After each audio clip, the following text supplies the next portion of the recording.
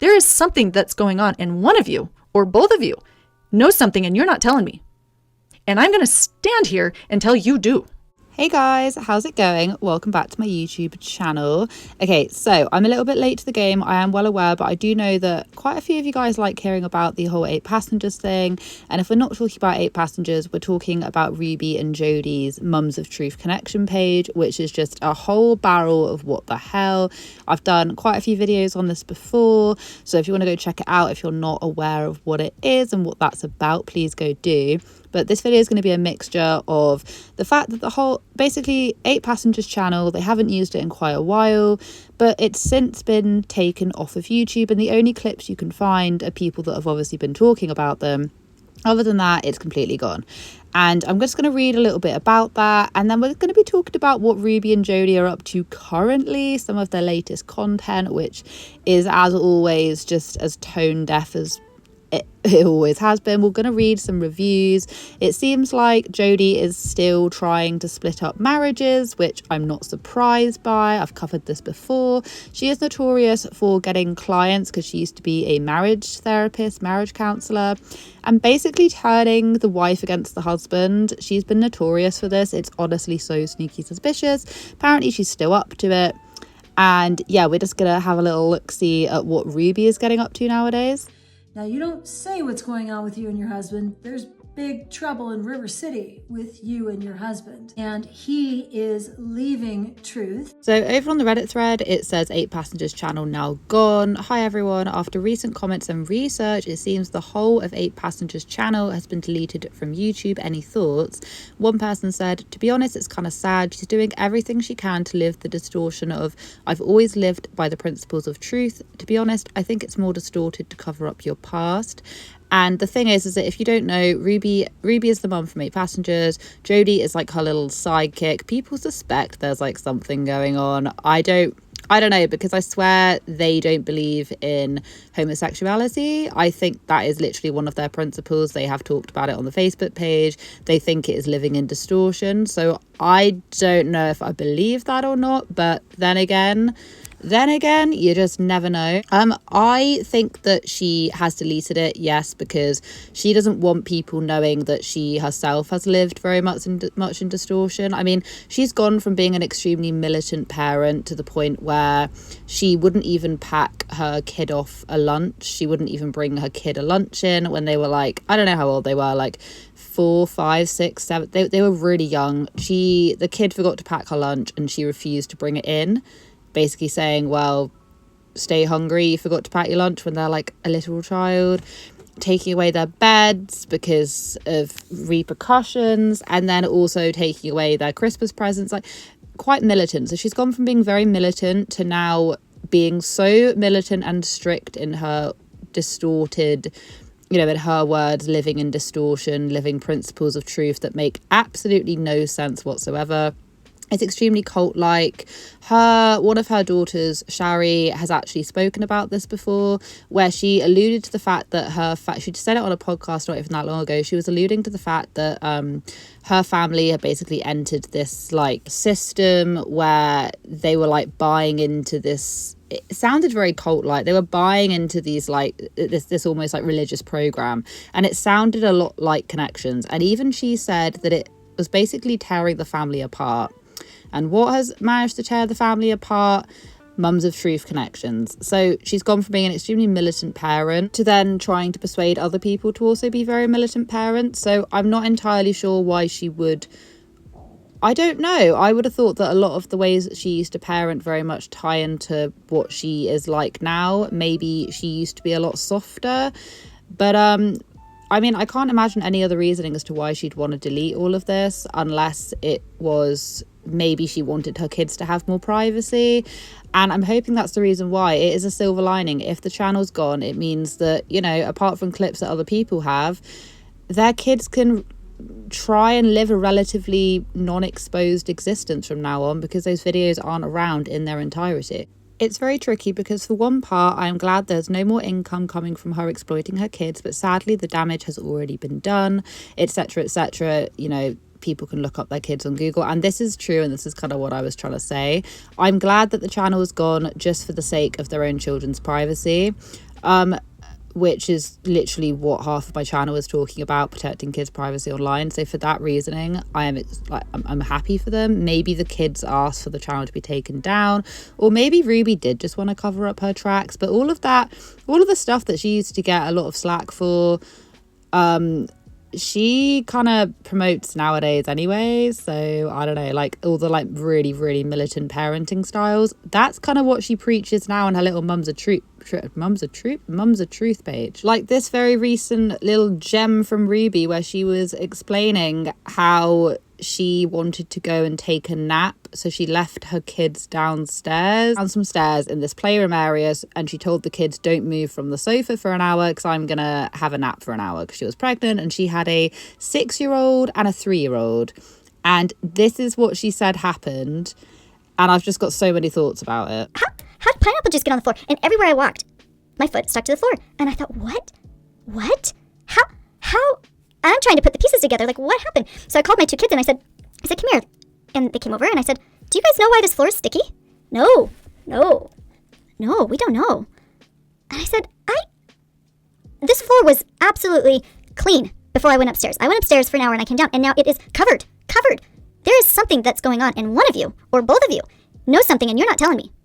And I'm going to stand here until you do. Thought I cleaned it up, but I guess I didn't. Him saying this in his, 3 or 4-year-old vocabulary. He showed me that in the fridge there was a big Tupperware of pineapple with some juice in it. And he said, I went into the kitchen and I got the Tupperware pineapple and I opened it to get some pineapple and it spilled and went everywhere.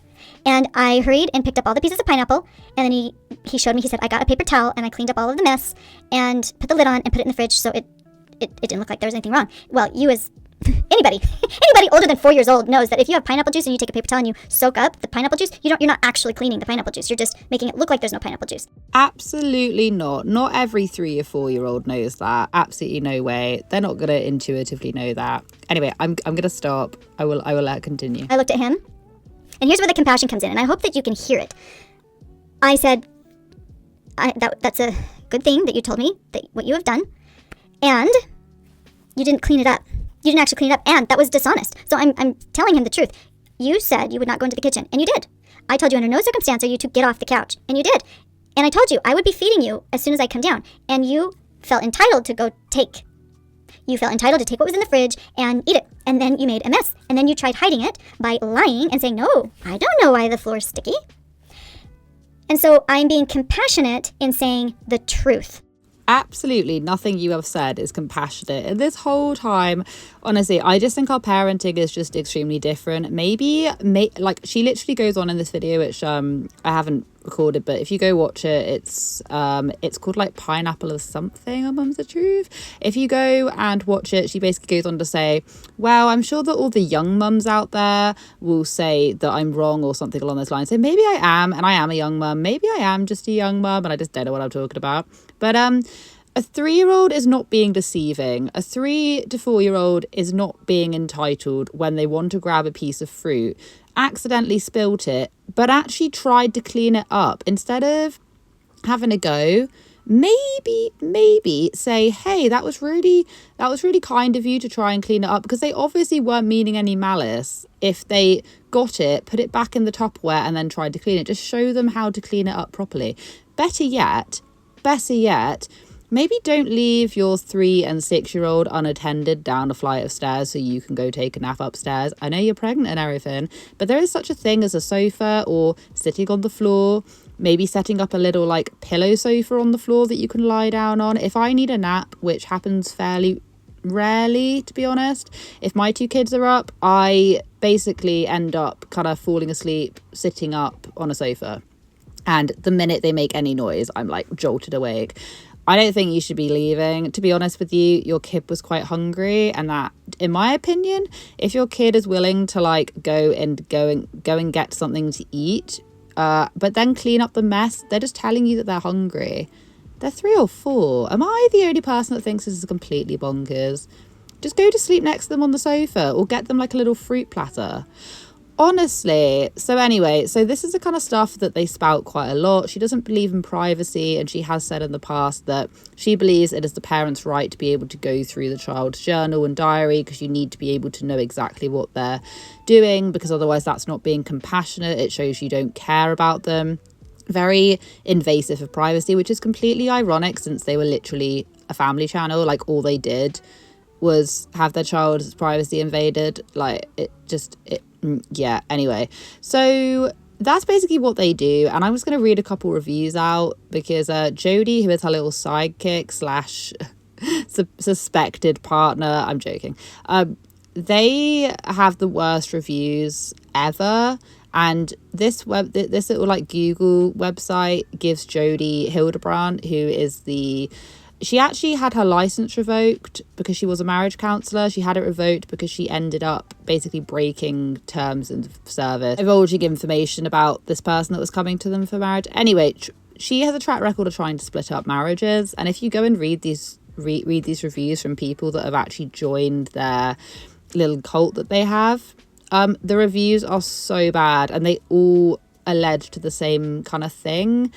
And it's just absolutely wild to me. I have followed Ruby for years because of her lovely children and began looking into Jodi and connections because of her. I have been so disappointed with the extreme narcissism of Jodi and Ruby. They can never be wrong. They play God, insult others, and pretend that they know the truth, and all they are doing is causing distortion. If you listen to their advice, you will likely lose relationships with family members, and when your kids are on their own, they will likely stop talking to you. Jodi and Ruby are controlling and mean-spirited. Thank God I am saved by a God of mercy, joy, and love. None of this is surprising now that I reflect on it. Ruby exploited her sweet children's lives while depriving them of money, kindness, beds, love, and privacy. She made money off of embarrassing and shaming her own children.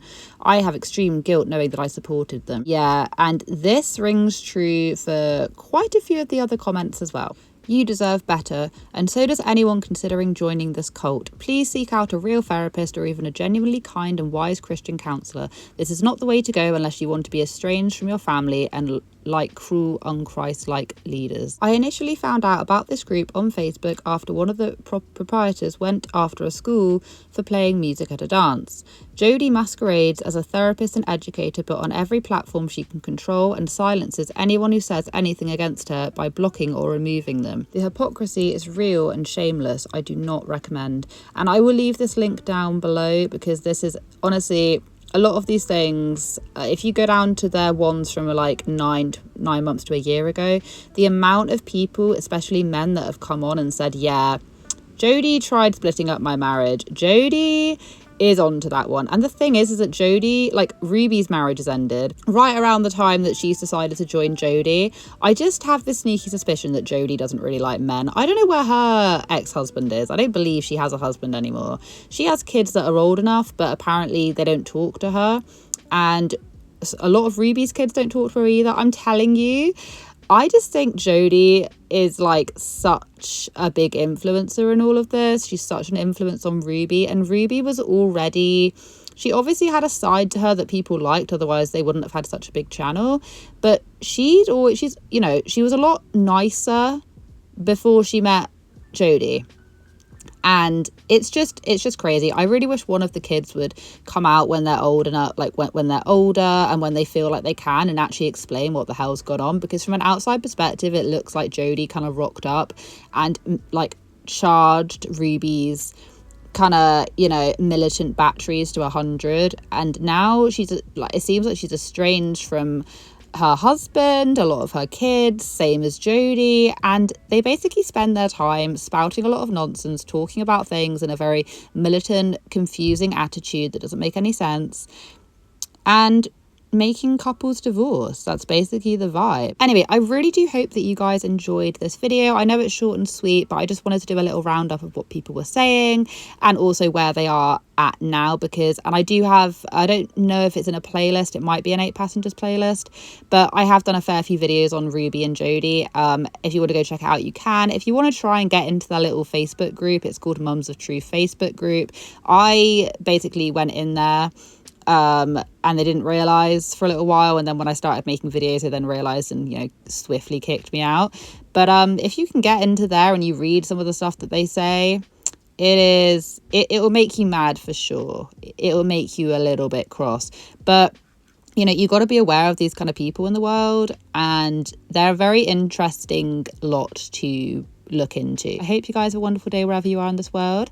Take care of each other, take care of yourselves, and I'll catch up with you guys in the next video. 6 children. The 2 youngest are showing long patterns of selfishness. They have been showing through their choices their unwillingness to repent, their unwillingness to feel sorrow over some pretty egregious choices that they've made. I was really hoping that like keeping them home from school and wiping the floorboards would like really bring pain. Like, oh my gosh, I really want to change this behavior that I've been exhibiting.